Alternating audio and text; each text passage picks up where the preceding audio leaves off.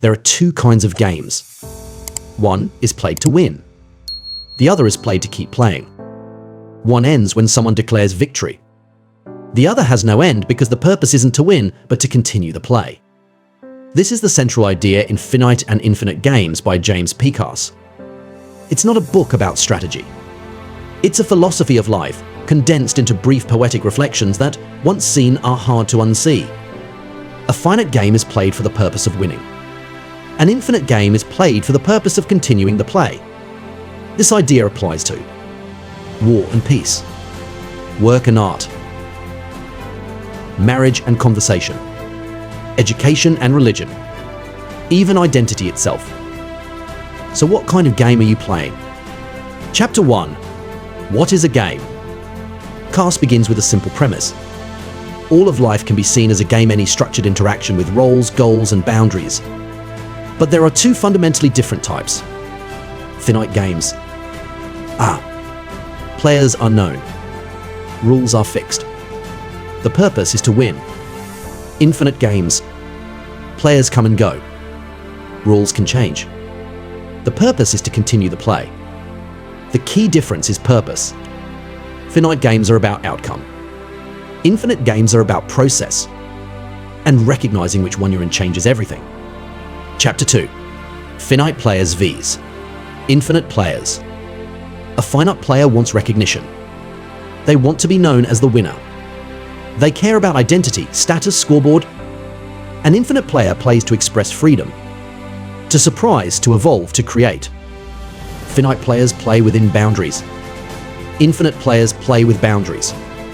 That means a finite player respects the rules.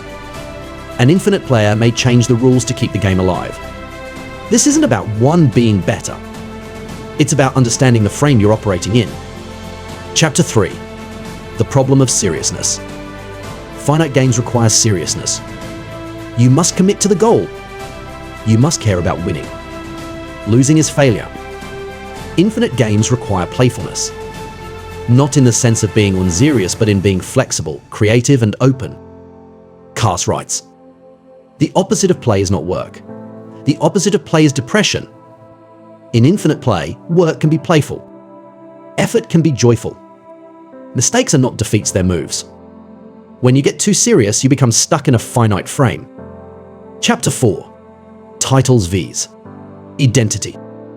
Finite players seek titles: winner, CEO, husband, expert, veteran. Titles mark the end of a game.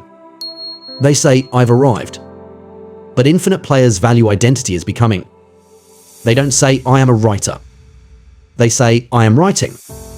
They aren't fixed. They're evolving. Titles can trap us because we begin to defend them instead of growing beyond them. Chapter 5. Power vs. Strength. Finite games rely on power, the ability to control outcomes and others. Infinite games rely on strength, the capacity to be transformed by others, to stay in play even when things are uncertain. Power closes possibility. Strength expands it. This distinction reshapes how we lead, love, and learn. Chapter 6. Society is finite and infinite play. Carse explores how this applies to politics. Finite politics seeks control and victory. Infinite politics seeks conversation, vision, community. Education. Finite learning aims at tests and degrees. Infinite learning is fueled by curiosity. Religion. Finite religion says we are right. Infinite religion says we are on a journey. War. Finite war is about victory. Infinite peace is about maintaining the possibility of dialogue. Wherever you are, ask, are we trying to win or trying to continue together? Chapter 7. Death and immortality.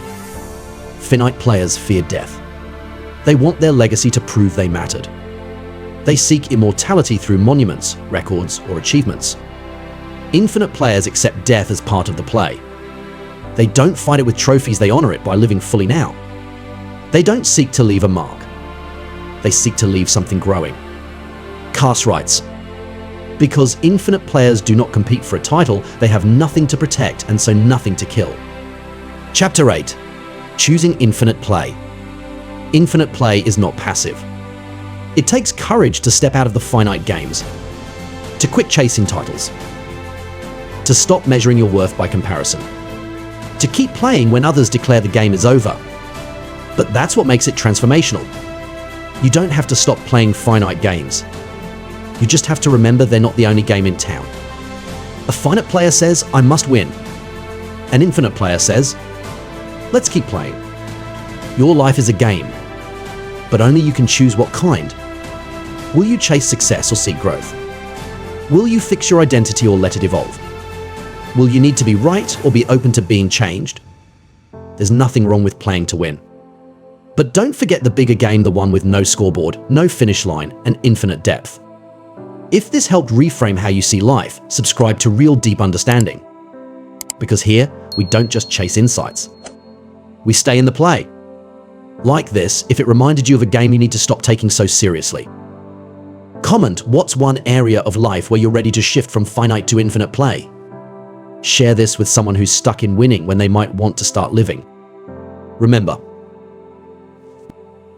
you don't have to win. You just have to keep playing.